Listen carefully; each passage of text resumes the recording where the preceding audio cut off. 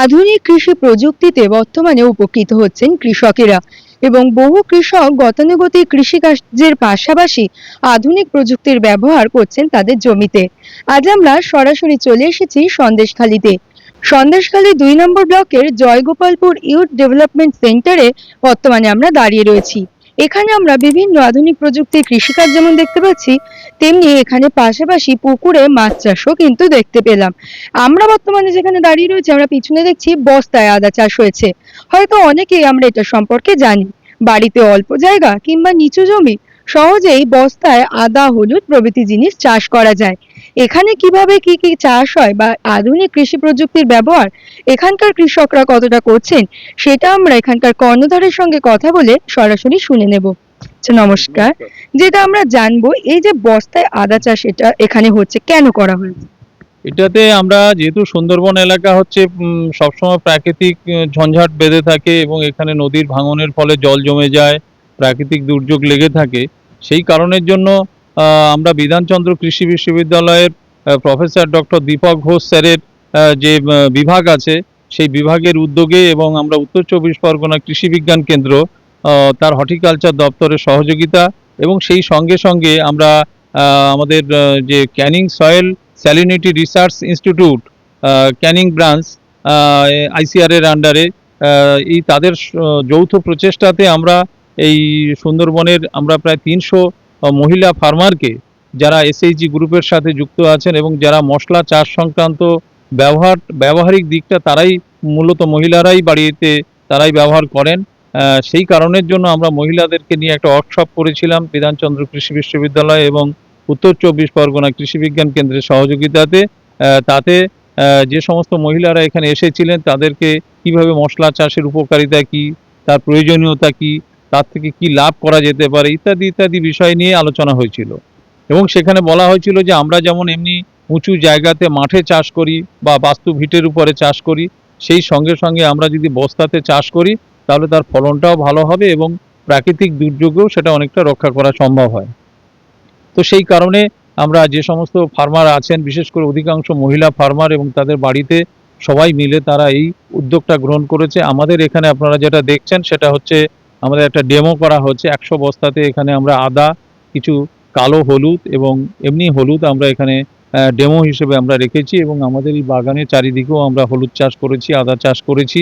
এছাড়াও আমরা 300 জন ফার্মার যারা আমাদের সন্দেশখালী ব্লক 2 এর আতাপুর, শীতলিয়া, খুলনা, আমাদের দাড়িজঙ্গল, আমাদের বেড়মুজুর, তারপরে আমাদের মণিপুর, জয়গোপালপুর, জেলিয়াখালী, এই বিভিন্ন যে আমাদের প্রান্তিক যে সমস্ত ভিলেজগুলো রয়েছে সেই ভিলেজগুলোর যে সমস্ত ফার্মার, বিশেষ করে স্বনির্ভর দলের মায়েরা বোনেরা এর সাথে যুক্ত, তারা এই চাষের সাথে যুক্ত আছেন এবং তারা বিধানচন্দ্র কৃষি বিশ্ববিদ্যালয়ের এই প্রযুক্তিটাকে তারা খুব ভালোভাবে নিয়েছেন এবং এর আগেও আমরা বিধানচন্দ্র কৃষি বিশ্ববিদ্যালয়ের সঙ্গে কাজ করেছি এই ধরনের কাজ। তাতে অনেক চাষিরা লাভবান হয়েছেন। এই যে বলেন প্রশিক্ষণ নিয়েছিলেন এখানকার কৃষকেরা, তারা বর্তমানে কোন জায়গায় দাঁড়িয়ে বস্তায় চাষ করে তারা কতটা সফল হয়েছে? এর আগে আমরা 2 বছর আগের থেকে এই কাজটা বিধানচন্দ্র কৃষি বিশ্ববিদ্যালয়ের সঙ্গে আমরা যুক্ত থেকে আমাদের অর্গানাইজেশন আমরা আমাদের সন্দেশখালীর বিভিন্ন প্রত্যন্ত এলাকাতে আমরা প্রমোট করার চেষ্টা করেছি। তাতে আমরা এর আগে মানে গত 2 বছরে কিন্তু যে সমস্ত চাষিদেরকে আমরা এই মানে প্রযুক্তিটাকে ব্যবহার করতে আমরা বলেছিলাম, তারা অনেক বেশি সাফল্য পেয়েছে আর কি। মানে একটা বস্তাতে 1 থেকে 1.5 কেজি করে আপনার হলুদ বা 500-600 গ্রাম করে আদা এগুলো কিন্তু তারা পেয়েছে। তো এবং তারা অনেক উৎসাহ দেখিয়েছে যে এবারে তারা আরো বেশি পরিমাণে করেছে এবং সেই সঙ্গে তারা আদা, হলুদ, তার সঙ্গে তারা ওল, আরো অন্যান্য কিছু সবজি তারা চাষ করেছেন, যেটা তারা করে থাকেন বাড়িতে। তো এই প্রযুক্তিটাকে কাজে লাগিয়ে যে সমস্ত যারা ব্যবসায়িকভাবে কাজে লাগান সেই সমস্ত চাষিরা তারা খুব ইন্টারেস্টেড হয়েছেন এবং তারা এর আগের অভিজ্ঞতা এবং বর্তমানে যে প্রশিক্ষণ থেকে তারা যেটুকু বুঝতে পেরেছেন তাতে বলেছেন যে আমরা আগামী দিনে অনেক বেশি লাভবান হব এবং নিজের বাড়ির কাজ যেমন মিটবে, তার সঙ্গে তারা অতিরিক্ত হলুদ, আদা এগুলো তারা বাইরে বিক্রি করতে পারবেন। আমরা শুনলাম যে এই আধুনিক প্রযুক্তির ব্যবহার তো কৃষকরা বেছে নিচ্ছেন। এখানে আর কি কি কৃষি বিষয়ক কাজকর্ম হচ্ছে?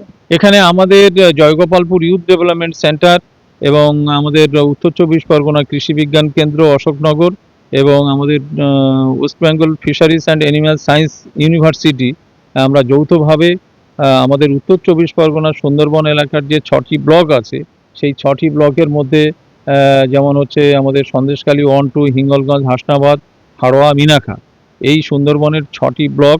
এই ব্লকে আমরা রপ্তার প্রজেক্ট বলে একটি কৃষি দপ্তরের সহযোগিতাতে ইউনিভার্সিটি এবং উত্তর চব্বিশ পরগনা কৃষি বিজ্ঞান কেন্দ্রের প্রযুক্তিতে আমরা 120 জন ফার্মারকে আমরা এই মানে তাদের এই সুবিধাটা আমরা দিতে পেরেছি। এর মধ্যে এক একজন বেনিফিশিয়ারি বা উপভোক্তা তারা সেই পুকুরটা যেমন মজা পুকুরকে সংস্কার করে সেগুলোতে যেমন মাছ চাষের জন্য উপযোগী করে তোলা, তার পাড়গুলোকে সংস্কার করে সেই পাড়ে যেমন কিছু লতানো সবজি, ফলকর গাছ ইত্যাদি ইত্যাদি বিভিন্ন ধরনের সবজি জাতীয় কিছু তাদের চাষ করার জন্য তাদেরকে উদ্যোগ গ্রহণ করা, এবং এই পুকুরে 20টা করে হাঁসের বাচ্চা দেওয়া হয়েছে।